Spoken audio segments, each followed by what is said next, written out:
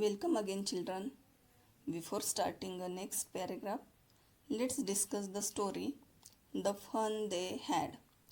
My first question to the children: how many of you are missing schools? Yes, I know many of you will say, yes, I am missing school. What we are missing actually? We are missing a fun that we had in school. You learn through the YouTube channel, means your learning is going on. It is continuing, no problem. But what about your fun that you are actually doing in your class with your friends? Education is not just a learning. School teaches you how to live in society. Your skills developed in school. You mingle with each other in school every day, not at home. Means here we are following social distancing. You are remembering your activities which were conducting in school. Nowadays, you are missing all these things because you all are studying and learning at home. You miss a lot to your friends, but this period is temporary. Now, think about future in 2157. Children's will have virtual classroom. There could be robotic teachers. All will be learning through the computers as Margie and Tommy learns. Means the story takes place in future. Up till now, we learned how Tommy found a real book in his house on attic.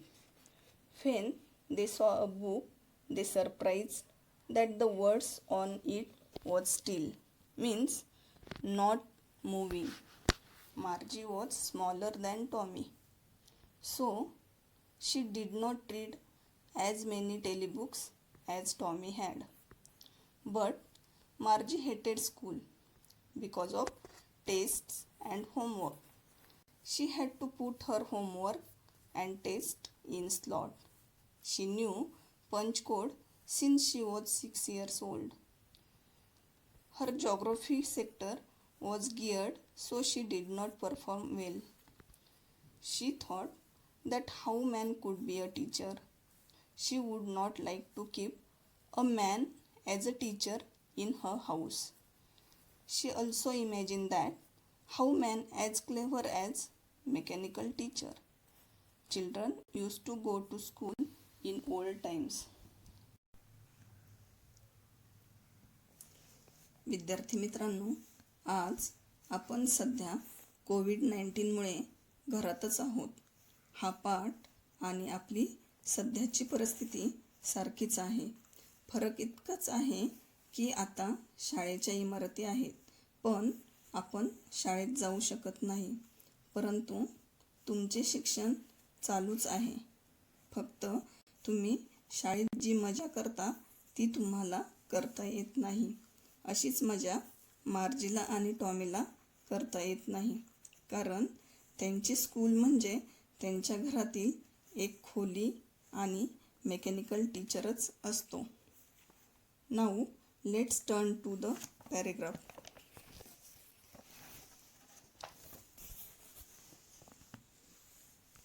And all the kids learned the same things, sure if they were the same age.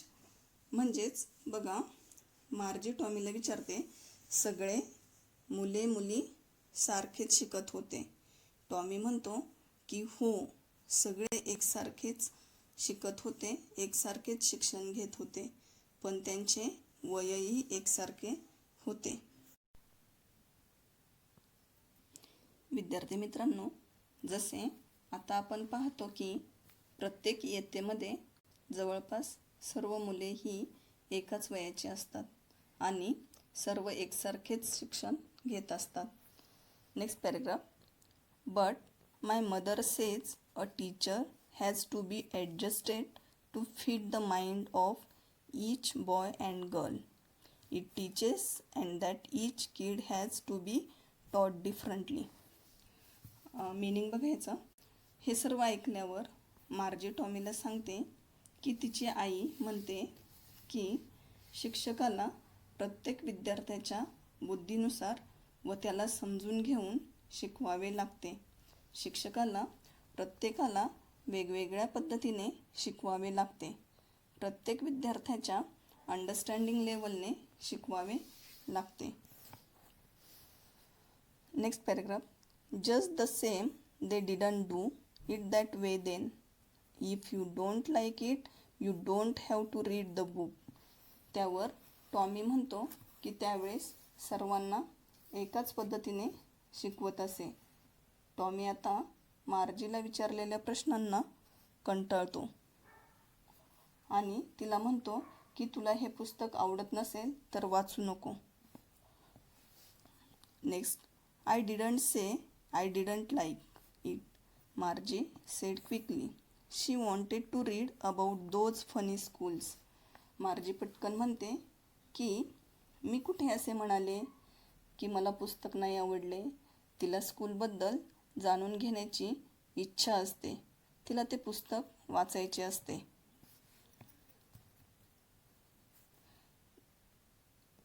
They weren't even half finished when Margie's mother called Margie school.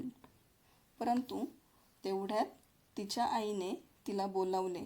परंतु तोपर्यंत तिचे अर्धीसुद्धा पुस्तक वाचून झालेले नसते.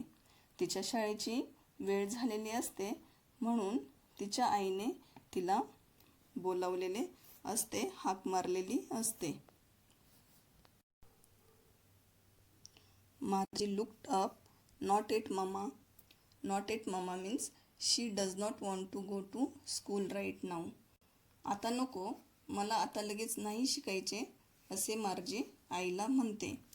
Now said Mrs. Jones, and it's probably time for Tommy too. Probably means possible. त्यावर तिची आई म्हणते की टॉमीच्याही अभ्यासाची वेळ झाली असेल, टॉमीच्याही स्कूलची आता वेळ झालेली असेलच. Next line. Margie said to Tommy, can I read the book some more with you after school. Margie टॉमीला म्हणते, मी तुझ्याबरोबर अभ्यास संपल्यानंतर पुस्तक वाचू शकते का. टॉमी शांतपणे हो म्हणतो. May be he said nonchalantly. Nonchalantly means calm manner.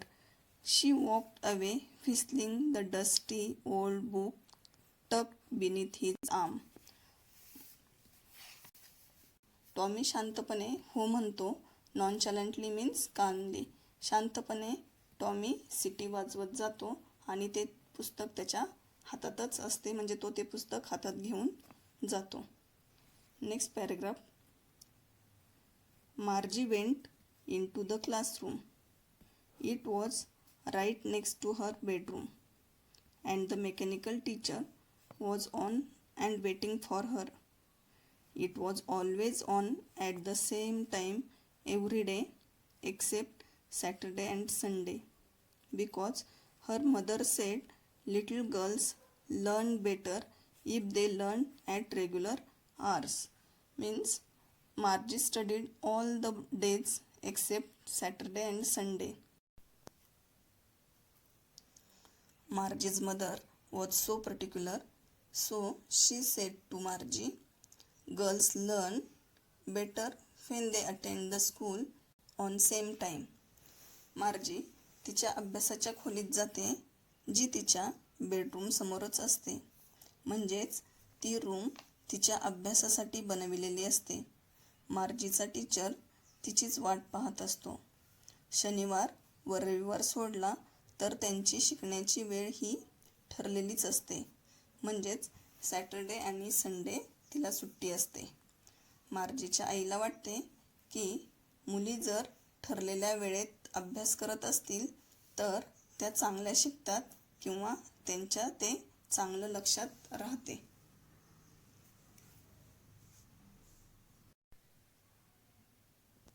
See the next paragraph.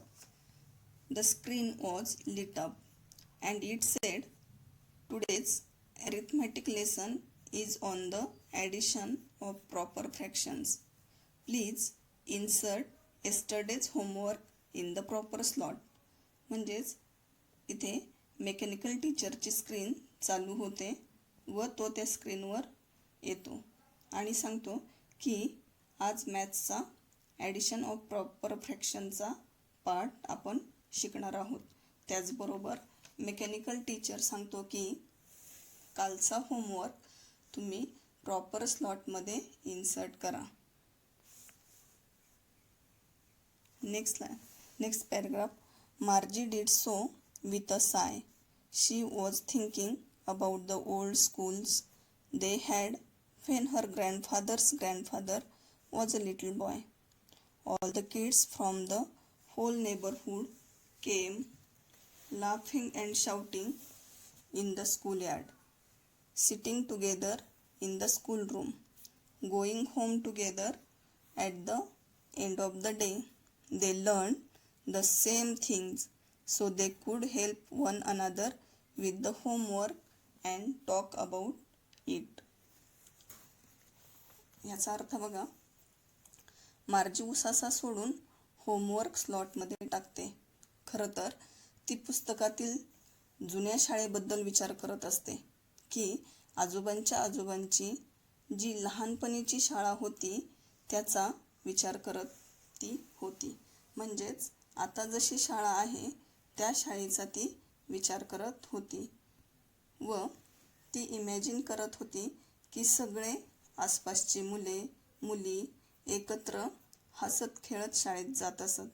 शाळेच्या अंगणात, मैदानात किंवा पटांगणात खेळत असत, एकत्र वर्गात बसत आणि शाळा सुटल्यावर एकमेकांसोबत घरी एकत्र जात असत.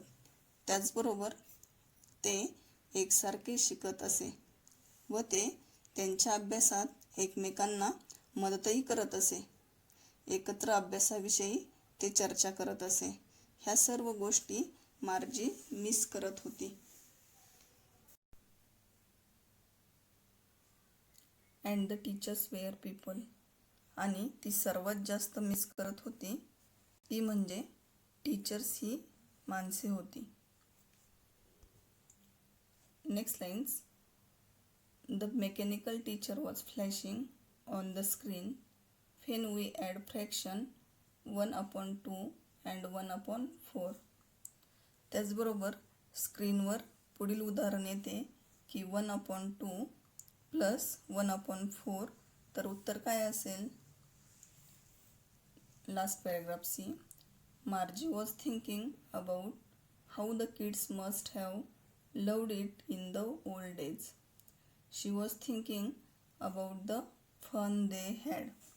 मार्जी अजूनही जुन्या काळातील शाळेबद्दलच विचार करते.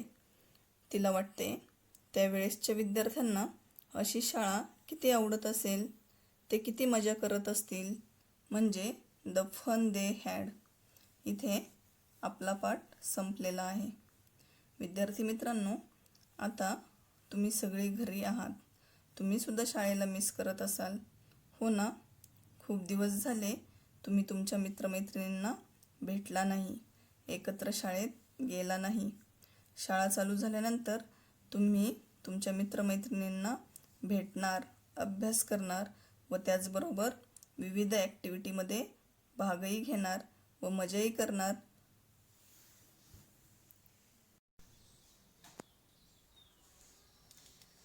See, on this topic some new words are there. First is nonchalantly, means without showing interest. म्हणजेच विशेष आवड न दाखवता. Second one is whistling, means making shrill sound by blowing through. म्हणजेच शिळ घालत किंवा सिटी वाजवत जाणे. Probably means maybe. Maybe म्हणजे कदाचित. Here are some questions. First is Tommy Margie's brother or friend? Answer is Tommy was Margie's friend. The second question is given. Do you like to take tests? See, these questions answers you have to write of your own. But I have given here answer.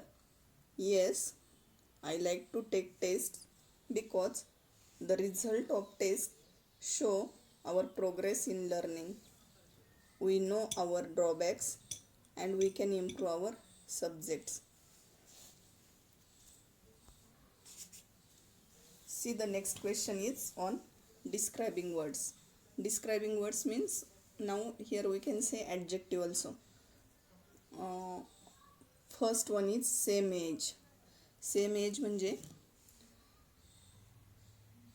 Age हा शब्द जो आहे तो कशाने एजचं वर्णन कशाने केले तर सेम ह्या शब्दाने केले. म्हणजे सेम एज. एज कसं आहे सेम आहे, मग सेम हा डिस्क्रायबिंग वर्ड झाला. नाव second one is funny schools. How is schools funny. मग स्कूल्सचं वर्णन कोणत्या शब्दाने केले तर फनी या शब्दाने केलेले आहे, म्हणून फनी हा डिस्क्रायबिंग वर्ड झाला.